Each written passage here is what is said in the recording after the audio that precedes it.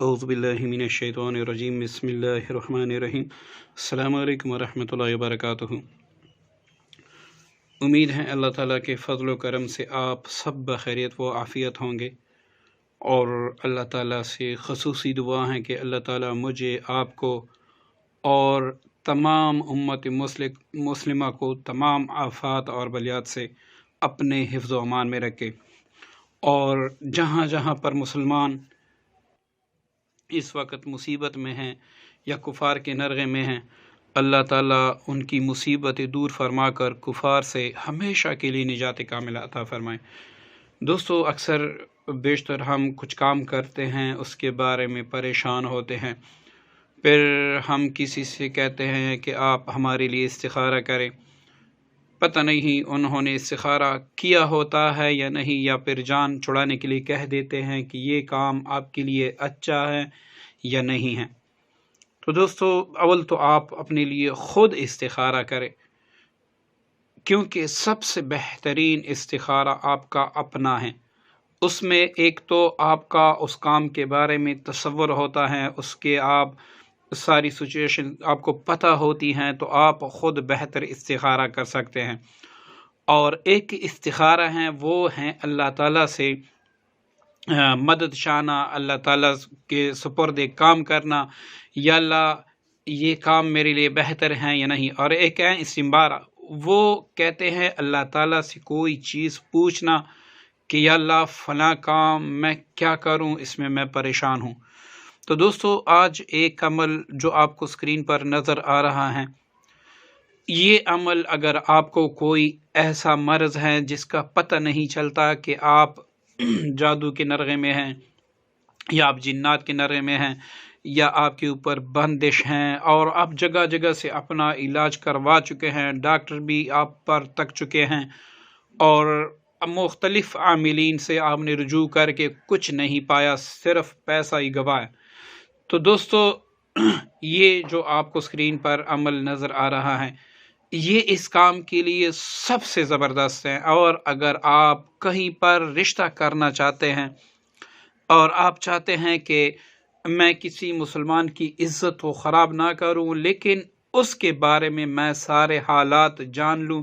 یہ لڑکی یا لڑکا میرے لیے اچھا ہوگا یا نہیں، آگے میرے اس کے ساتھ زندگی کے معاملات اچھے ہوں گے نہیں، تو اس کے لیے آپ یہ استخارہ کریں۔ یہ اتنا مجرب استخارہ ہے کہ اس کو کرنے والا کبھی بھی نامراد نہیں ہوتا۔ بس یہ ہے کہ اس کے چند شرائط ہیں،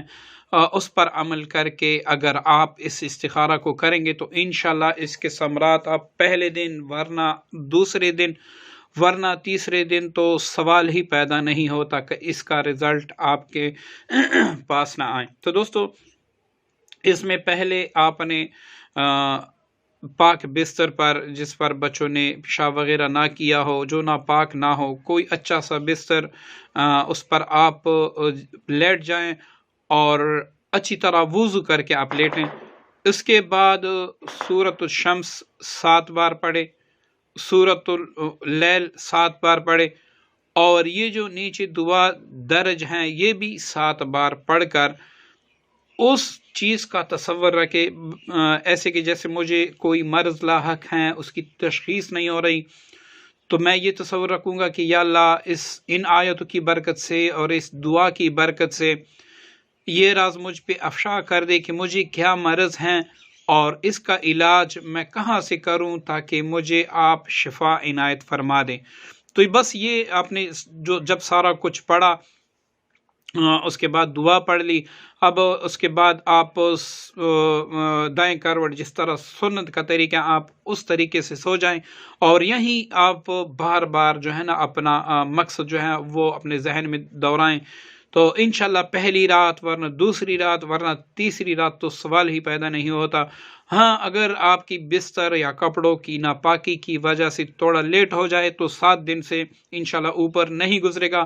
کہ سارا ماجرا آپ اسکرین، جیسے ٹی وی اسکرین پر ہم دیکھتے ہیں، ایسے ہی آپ کو اللہ تعالیٰ اپنے فضل و کرم سے دکھا دے گا۔ دوستو،